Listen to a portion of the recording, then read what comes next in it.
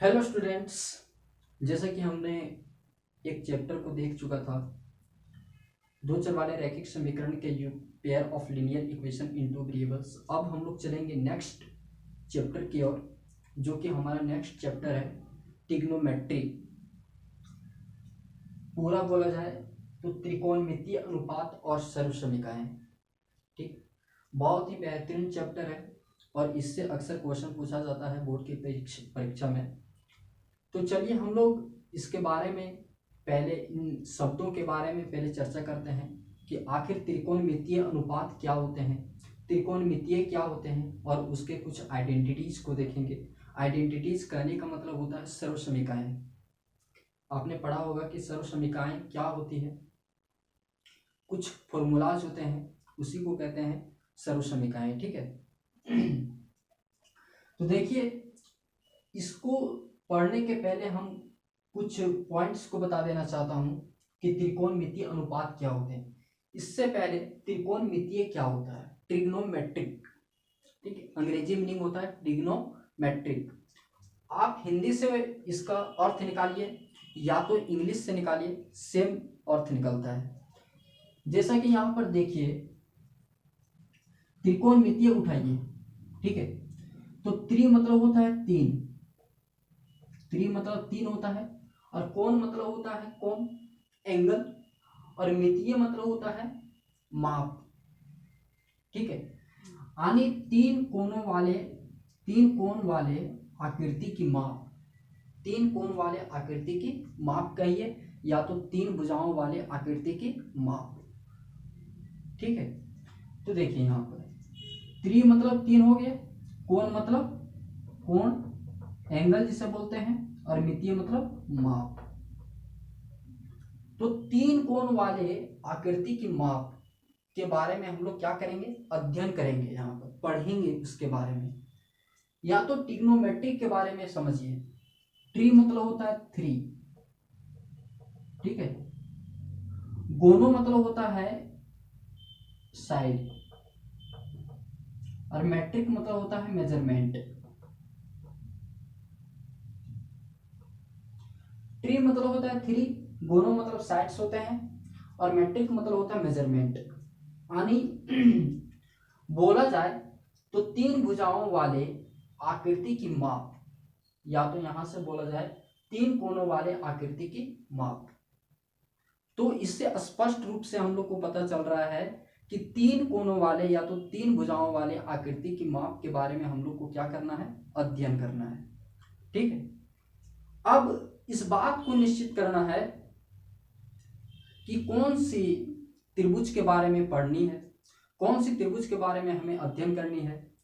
जो हमारे सिलेबस में दिया गया है वो न्यून कोण के बारे में दिया गया है। न्यून कोण बोला जाए तो समकोण त्रिभुज के बारे में दिया गया है।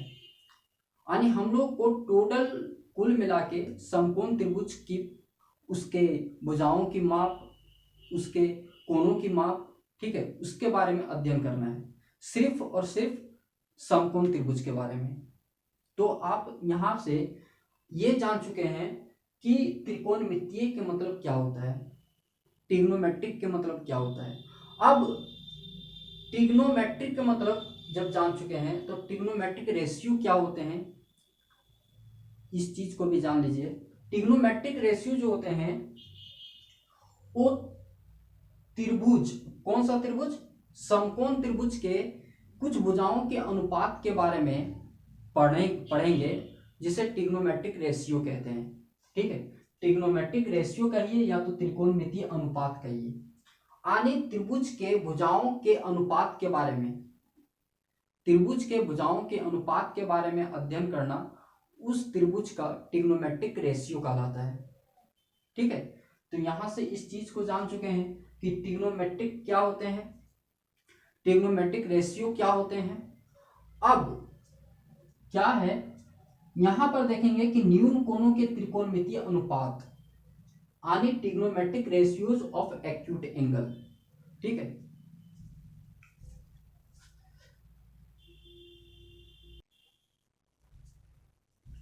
तो अगला टॉपिक क्या है, न्यून कोणों के त्रिकोणमितीय अनुपात, trigonometric ratios of acute angle. यानी यहाँ पर आप इस चीज से परिचित होंगे कि न्यून कोण त्रिभुज क्या होते हैं। ठीक है, हम लोग को यह पता चल गया कि हम लोग को किस त्रिभुज के बारे में पढ़ना है, किस त्रिभुज के बारे में अध्ययन करना है, तो समकोण त्रिभुज के बारे में। ठीक है, समकोण त्रिभुज क्या किसे कहते हैं? वैसा त्रिभुज जिसमें एक कोण समकोण हो उसे समकोण त्रिभुज कहते हैं। नहीं, तो यहाँ पर बोला गया है कि न्यून कोणों के त्रिकोणमितीय अनुपात के बारे में बोला गया है, यानी ट्रिग्नोमेट्रिक रेशियो। इसका ट्रिग्नोमेट्रिक रेशियोज को हम लोग निकालेंगे। ठीक है, ट्रिग्नोमेट्रिक रेशियोज को निकालेंगे। कैसे निकालते हैं उस चीज को मैं बताऊंगा अभी, लेकिन इससे पहले आप इस चीज को जानते होंगे कि न्यून कोण आखिर क्या होते हैं। न्यून कोण होते हैं वह कोण जिसकी माप 0 डिग्री से अधिक होता है बल्कि 90 डिग्री से कम होता है, उसे न्यून कोण त्रिभुज कहते हैं। न्यून कोण त्रिभुज नहीं, यानी न्यून कोण कहते हैं जिस कोण की माप 0 डिग्री से अधिक और 90 डिग्री से कम हो। ठीक है, तो यहाँ पर हम लोग क्या देखेंगे कि न्यून कोणों के त्रिकोणमितीय अनुपात। तो बने रहिए वीडियो के साथ, हम बताते हैं कि इसका न्यून कोणों के trigonometric ratios of acute angle क्या होते हैं। ठीक है,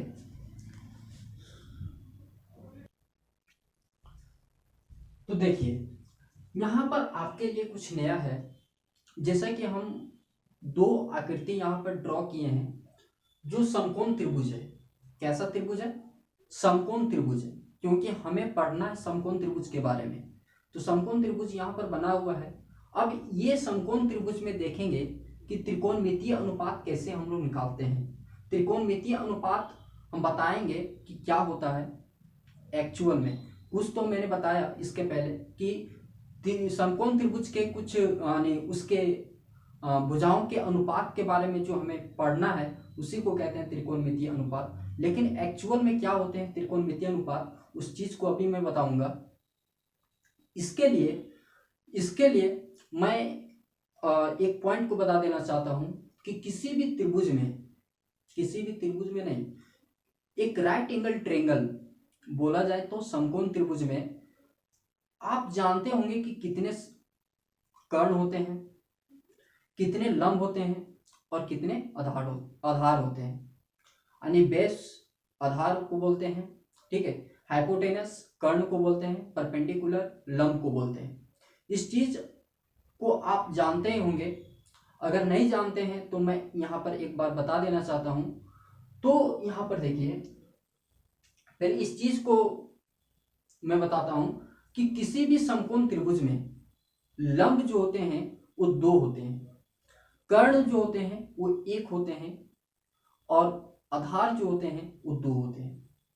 ठीक है, पहले आपको पता नहीं, ये चीज आपको पता नहीं होगा, ठीक है, कि किसी भी समकोण त्रिभुज में, एक समकोण त्रिभुज में लंब की संख्या जो होती है वो 2 होती है, आधार की संख्या जो होती है वो 2 होती है और कर्ण की संख्या जो होती है वो 1 होती है। आपको ये पता होगा कि सिर्फ और सिर्फ कर्ण 1 होते हैं, लंब 1 होते हैं और आधार 1 होते हैं। ठीक है, लेकिन यहाँ पर हम लोग एक नया चीज को देख रहे हैं कि किसी भी समकोण त्रिभुज में लंब की संख्या जो होती है, परपेंडिकुलर की संख्या जो होती है वो 2 होती है, बेस की संख्या जो होती है, आधार की संख्या वो 2 होती है और हाइपोटेनस कर्ण की संख्या जो होती है वो 1 होती है।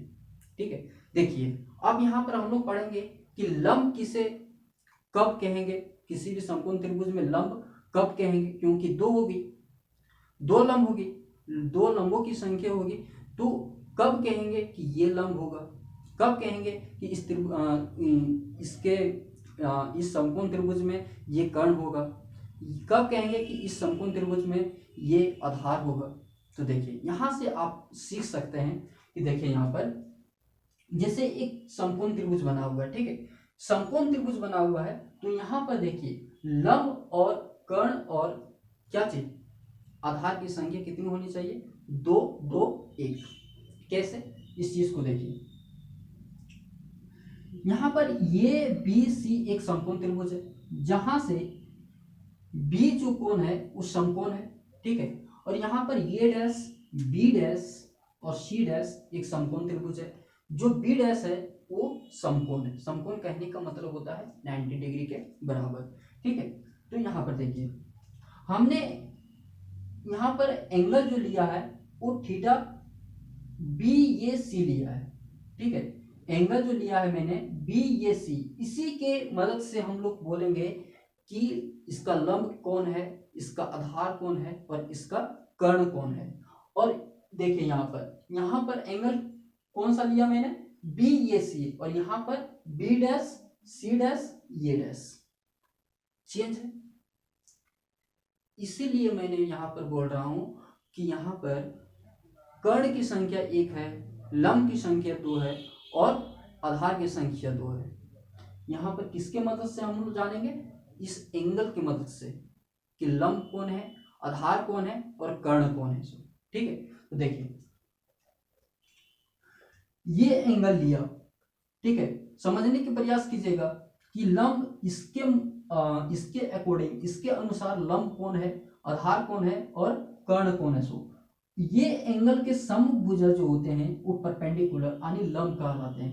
ठीक है, इसको इंग्लिश में कहते हैं परपेंडिकुलर। क्या बोलते हैं, परपेंडिकुलर। ठीक है, इसको हिंदी में लंब कहते हैं। और ये हाइपोटेनस होता है,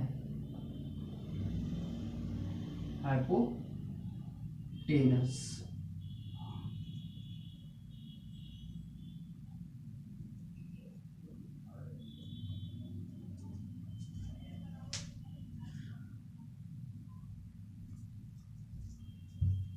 यानी कर्ण।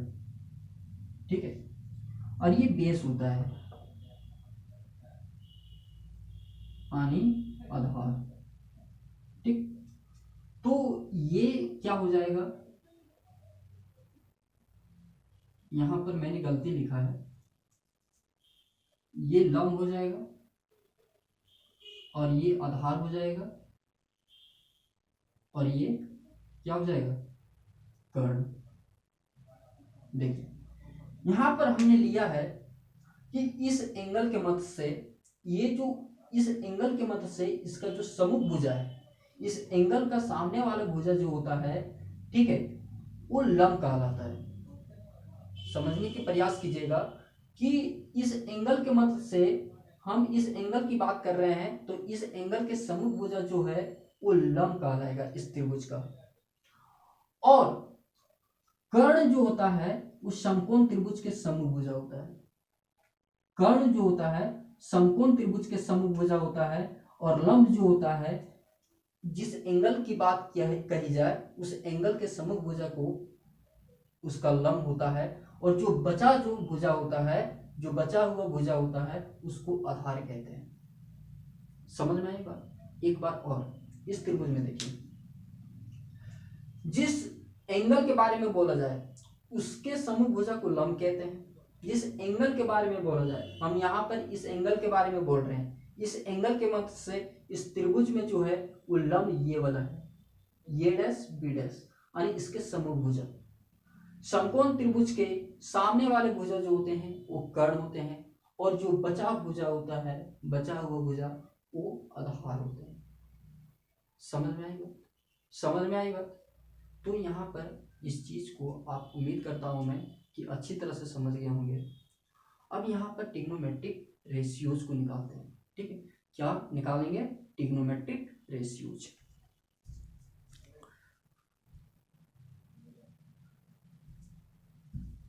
देखिए ट्रिग्नोमेट्रिक रेशियो जो होते हैं एक्चुअल में 6 होते हैं। ठीक, जो आपके लिए पूरा नया है।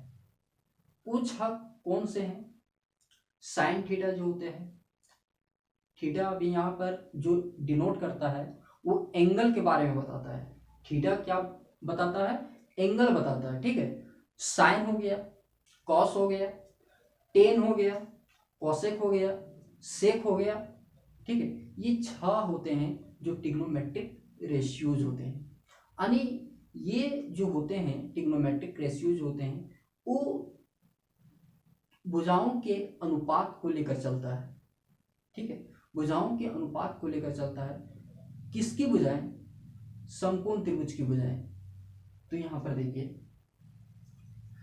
हमने यहाँ पर कहा ट्रिग्नोमेट्रिक रेशियो कितने होते हैं, 6 होते हैं। ट्रिग्नोमेट्रिक रेशियो बोलिए या तो त्रिकोणमितीय अनुपात, ठीक है, त्रिकोणमितीय अनुपात।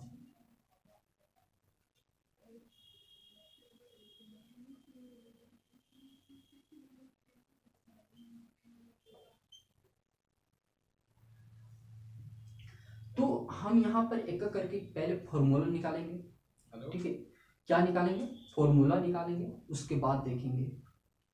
देखिए सबसे पहले इंपॉर्टेंट फॉर्मूला एक है जो कि 9th क्लास में ही पढ़े होंगे कि जो कर्ण होते हैं, पहला फॉर्मूला जो है ये है कि कर्ण जो होता है, ठीक है, रूट अंडर आधार के स्क्वायर के प्लस लंब के स्क्वायर के योग के बराबर होते हैं, ठीक है। कर्ण जो होता है वो ओवर रूट आधार स्क्वायर प्लस लंब के स्क्वायर होता है। इसी को मॉडिफाई किया जाए तो आधार जो होता है रूट अंडर कर्ण के स्क्वायर माइनस लंब के स्क्वायर, ठीक है। और तीसरा जो है लंब इज इक्वल टू कर्ण के स्क्वायर माइनस आधार के स्क्वायर। ये 3 फॉर्मूला है। और चौथा फॉर्मूला क्या है, कर्ण के स्क्वायर जो होते हैं वो लंब के स्क्वायर प्लस आधार के स्क्वायर है के बराबर होता है, ठीक है। यही मेन फॉर्मूला है। यही मेन फॉर्मूला की मदद से ये 3 फॉर्मूला को निकाला जाता है। देखिए ये स्क्वायर है, उधर जाएगा तो कितना क्या हो जाएगा, ओवर रूट। यहाँ पर देखिए कर्ण बचेगा तो ओवर रूट गया तो आधार के स्क्वायर प्लस लंब के स्क्वायर। यदि यहाँ पर कर्ण के स्क्वायर लंब के स्क्वायर यदि निकालना चाहते हैं तो कर्ण के स्क्वायर माइनस आधार के स्क्वायर, और ये लंब के स्क्वायर है तो स्क्वायर को इधर लाइएगा तो ओवर रूट में हो जाएगा। तो ये फॉर्मूला से इस 3 फॉर्मूला का मॉडिफाई किया गया है, ठीक है। तो यहाँ पर देखिए ये 3 फॉर्मूला, ये 4 फॉर्मूला आपके लिए बहुत जरूरी है। और उसके बाद हम लोग त्रिकोणमितीय अनुपात को देखेंगे। त्रिकोणमितीय अनुपात यहाँ पर क्या है, पहला है साइन थीटा, यहाँ पर एंगल क्या है, थीटा, ठीक, क्या है, थीटा, ठीक है, एंगल। ये एंगल जो है साइन थीटा हो गया, ठीक है। तो sine theta is equal to क्या होता है, इसका फॉर्मूला देखेंगे। Sine theta is equal to क्या होता है, इसका फॉर्मूला देखेंगे, ठीक है।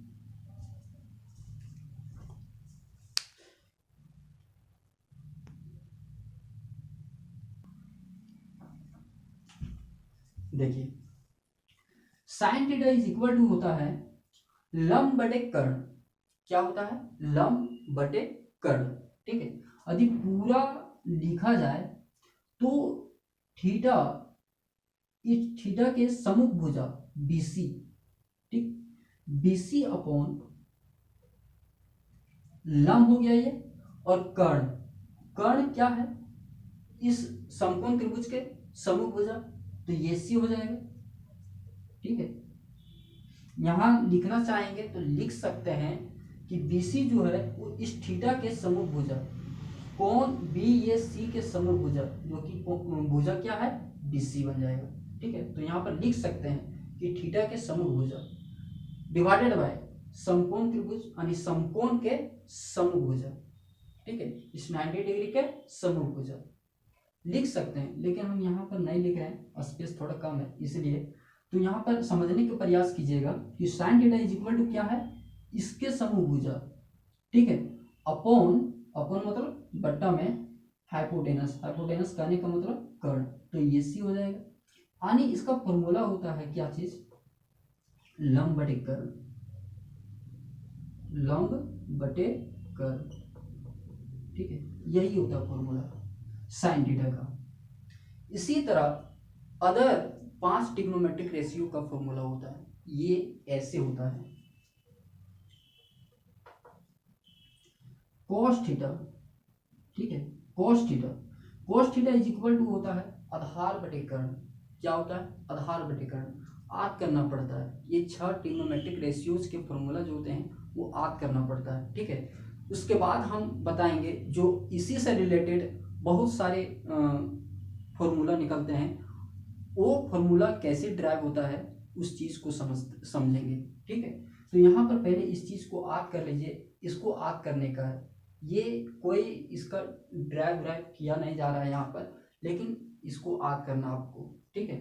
तो cos theta is equal to क्या होता है? आधार बटे कर्ण। आधार बोले तो इसके संलग्न भुजा, ठीक है, इस थीटा के संलग्न भुजा बोला जाता है इसको, इस थीटा के सटा हुआ भुजा को बोला जाता है आधार। यदि इस त्रिभुज में इस कोण के बारे में जिक्र किया हो तब, ठीक है। तो cos थीटा क्या हो जाएगा? आधार। आधार क्या है? ये भी डिवाइडेड बाय ये भी डिवाइडेड बाय आधार बटे कर्ण। कर्ण क्या है? ये सी, ठीक है। आप यहाँ पर लिख सकते हैं कि थीटा के संलग्न भुजा, थीटा के संलग्न भुजा डिवाइडेड बाय समकोण के समभुजा, ठीक है। तो ये भी डिवाइडेड बाय, तो ये भी क्या है? आधार है, डिवाइडेड बाय कर्ण, ठीक है। और तीसरा क्या है? टेन थीटा, ठीक। Tan theta, tan theta is equal to होता है लंब बटे आधार। क्या होता है? लंब बटे आधार। तो लंब इसमें कौन है? परपेंडिकुलर बीसी है, तो यहाँ पर बीसी हो जाएगा, और डिवाइडेड बाय आधार कौन है? ये भी, तो ये भी हो जाएगा। तो tan theta is equal to लंब बटे आधार, तो यहाँ पर क्या हो जाएगा? बीसी, बीसी क्या है? लंब है, बटे आधार। आधार कौन है? ये भी इज इक्वल टू आधार। तो ये है फॉर्मूला। अब बचा तीन जो होते हैं, बचा हुआ तीन ट्रिग्नोमेट्रिक रेशियो का फॉर्मूला जो होते हैं, देखिए इस चीज को याद कर लीजिए, ठीक है। यहाँ पर हम बता दे रहे हैं, ठीक। चौथा जो है वो कोसेक होता है, कोसेक थीटा, ठीक। कोसेक थीटा जो होता है वो साइन का अपोजिट होता है, साइन का उल्टा होता है। समझने की प्रयास कीजिएगा। साइन कोस टेन, तीन अलग हैं, ठीक है। और जो कोसेक से कोट, कोसेक से कोट जो होते हैं वो तीनों के अपोजिट होते हैं, आपस में एक दूसरे के अपोजिट होते हैं, ठीक है। साइन का उल्टा कोसेक होता है, ठीक। और कोस का उल्टा सेक होता है, और टेन का उल्टा कोट होता है। समझने के प्रयास कीजिएगा। तो यहाँ पर cosec theta is equal to, तो हमने यहाँ पर कहा कि sine theta is equal to का, यानी साइन थीटा का उल्टा क्या होता है? Cosec theta. तो ये डिवाइडेड में जो है ये भी उल्टा हो जाएगा, ठीक है। यदि इसका फॉर्मूला लिखना चाहेंगे तो ये सी डिवाइडेड बाय, ये सी डिवाइडेड बाय कितना हो जाएगा? बीसी, यानी कर्ण बटे लंब होता है, कर्ण बटे लंब, ठीक है। और पांचवा क्या है? Sec theta. सेक थीटा किसका उल्टा होता है? कोस का होता है। ध्यान में रखिए बात, ठीक है। सेक थीटा जो होता है कोस का उल्टा होता है, या तो कोस सेक का उल्टा होता है, ठीक है। आपस में अपोजिट होते हैं। तो यहां पर जब इसका अपोजिट लिखिएगा तो ये सी डिवाइडेड बाई क्या हो जाएगा? ये बी, और ये बन जाएगा तुम्हारा कर्ण अपॉन आधार। और एक लास्ट है छठा, कोट थीटा। कोट थीटा जो होता है वो टेन थीटा का अपोजिट होता है, या तो बोलिए टेन थीटा कोट थीटा का अपोजिट होता है, ठीक है। तो यहाँ पर tan theta is equal to B C upon ये भी है, तो ये भी अपॉन बी सी हो जाएगा, यानी बोला जाए तो आधार बटे लंब होता है, ठीक है। ये होता है फॉर्मूला। ये 6 ट्रिग्नोमेट्रिक रेशियोज कहलाता है, ठीक, त्रिकोणमितीय अनुपात कहलाते हैं। अब इसके आगे हम लोग नेक्स्ट वीडियो में देखेंगे। आज इतना ही, ठीक है।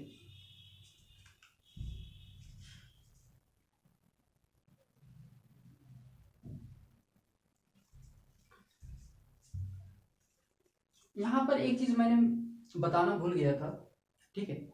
जिस प्रकार इस त्रिभुज में, ठीक है, इस त्रिभुज में इस एंगल के मदद से हमने त्रिकोणमितीय अनुपात के सारे फॉर्मूलाज को लिखे हैं हमने, ठीक है।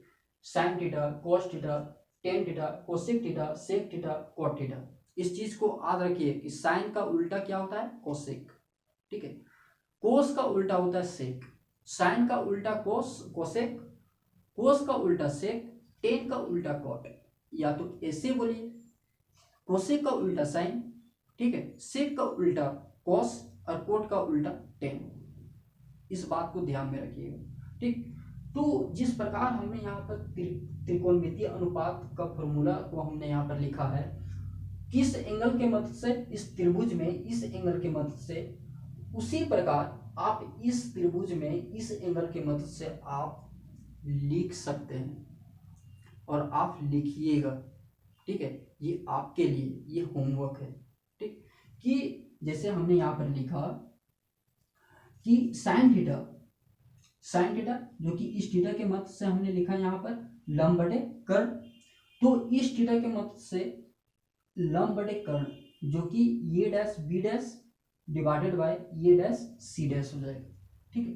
एक ही होगा, लेकिन यहाँ पर लिखने की प्रयास कीजिएगा कि ये डैश बी डैश होगा, sine theta is equal to ये डैश बी डैश अपॉन ये dash C dash, cos theta is equal to दूसरा होगा, tan theta is equal to दूसरा होगा, cosec theta is equal to दूसरा होगा, sec theta is equal to दूसरा होगा, tan theta is equal to दूसरा होगा, लेकिन अंत में यही आएगा, ठीक। तो ये आपके लिए, तो आज बस इतना ही, ठीक है।